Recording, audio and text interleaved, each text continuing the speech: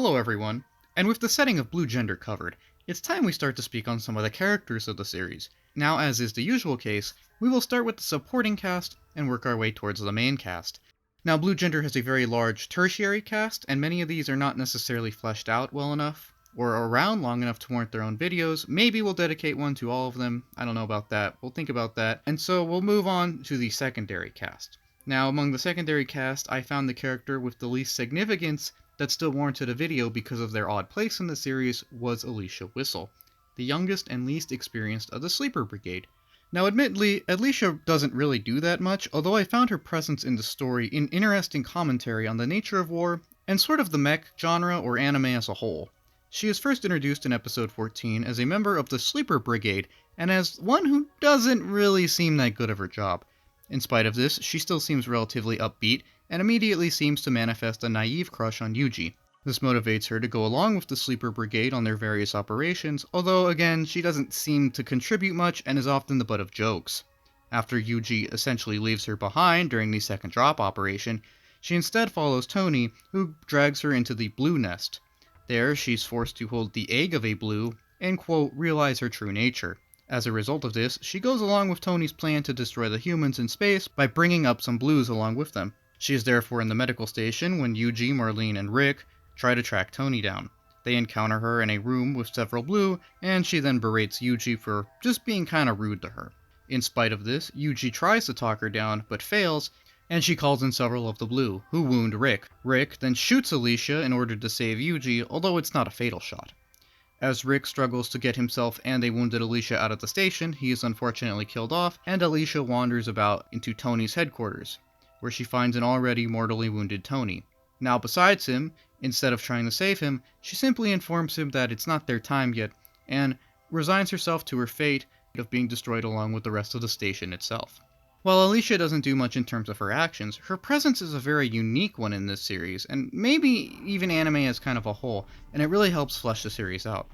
For one, it shows how cruel the government of Second Earth really has become, essentially exploiting a naive and arguably incompetent conscript for their own nebulous goals.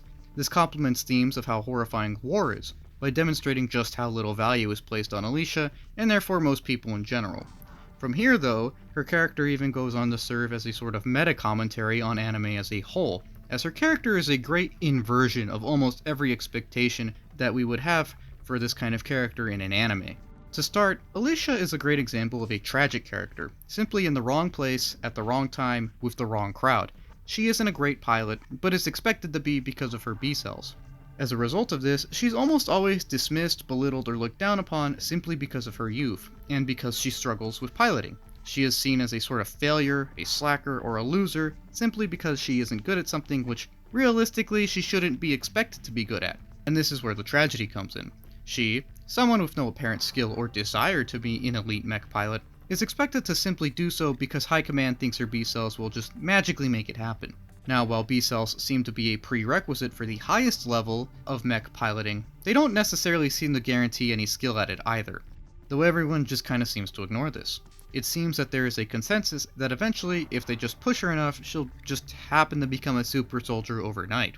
This of course doesn't work, and I can't imagine it's good for her mental health. While mental health does seem to be a low priority for this military, as we can see by how hard they encourage mental repression and other negative behaviors, its neglect is especially noticeable here, as Alisha shows what is essentially a conscript soldier being near tortured by an incredibly controlling and borderline totalitarian regime. In spite of this, she still tries to contribute to the team, but is bullied for her lackluster battle skills, again something which she can't necessarily fix instantly. Her positivity, cooperation, and even her own identity are thus in essence seen as useless and kind of kicked to the curb because of something that is not entirely within her control. And although she is expected to do a lot, and basically save humanity, she isn't really given any respect or understanding in turn. For someone who's supposed to save everyone, she's treated with no more respect than a mild irritant. All of this shows how messed up Second Earth has become, and how inhuman its leadership and their culture is. It is a denouncement of the idea that anyone, when pushed with enough force, can be made into a successful wielder of force, or even if doing so is justified 100% of the time. Of course, there are struggles and wars to be fought, but that doesn't mean that you can just forget your soldiers are humans, which is something that the High Council seems very good at. Deluded by dreams of a sudden victory simply via blunt force though, the council thinks that they can simply force a solution and therefore inadvertently abandons the humanity of those under them. Alisha is a symptom of this. Realistically, she cannot contribute much to the fight, unless she miraculously awakens her B-cells all of a sudden. An unlikely scenario in her case, but is still expected to do so anyways. The council does not see an issue with this, as by this point, they're quite disconnected from most of the nitty-gritty realities of the situation. Anyways, this means that Alisha, someone with no real desire or skill for combat, is forced into dangerous and stressful situations on a regular basis because it's, quote, the right thing to do. She deals with this though the best she can, but even then is still looked down upon or belittled. Everyone kinda sees her as dead weight, and seems to dislike her presence, even though it's not even her decision to be there. This is where the commentary on war is expanded, as we see just how cruel it can be. None of the Blue care that Alisha is basically incompetent or probably doesn't even want to be there. None of the humans care that she's often frightened or alone. In fact, war has hardened their hearts so much that some of them seem to actively loathe her presence. Everyone asks Alisha to do many things to somehow save humanity, but no one ever asks if she needs any help or support for herself. Alisha's presence, in fact, feels like a sort of cruel joke, and it shows that war really is an indiscriminate hell. It takes her time, then it takes her innocence, as we see when she's forced into basically becoming a Blue, and then it eventually even takes her life. Her presence feeling like a cruel joke is why I find her character an interesting commentary of sorts on anime as a whole, as it shows the realistic logistical issues with simply creating or simply expecting to create miraculous young heroes from scratch.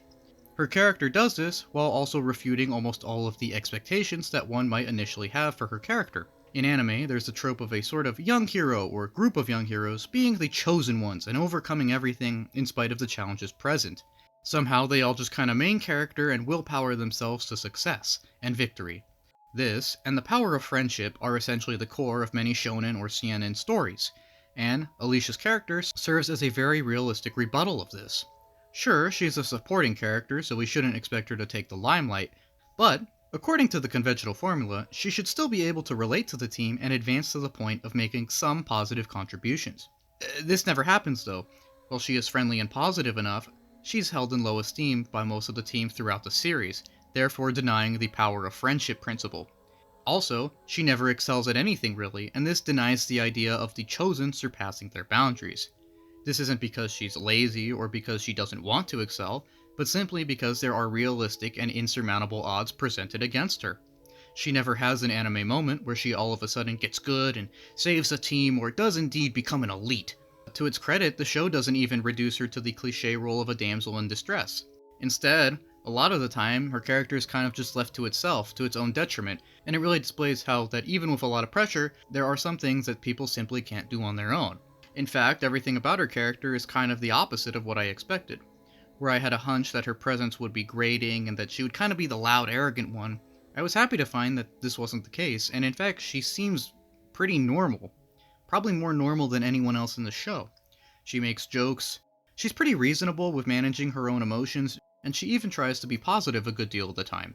She's aware of her lack of skills, and she's aware of the fact that she's kind of weighing down the team, although she doesn't let this stop her from making contributions, and trying to be supportive of those around her. She even tries to have girl talk with Marlene. In almost all scenarios, she comes off as respectable, and in fact is more upright than a lot of the older staff, and it's obvious that she wants to contribute to the team. I would say that the only odd thing about Alisha is in fact how normal she is compared to the rest of the cast, which is obviously either very stressed out at this point, or possibly even psychologically damaged. She is a very normal person, and her character therefore acts as a great commentary on these sort of over-the-top anime character or abilities cliches.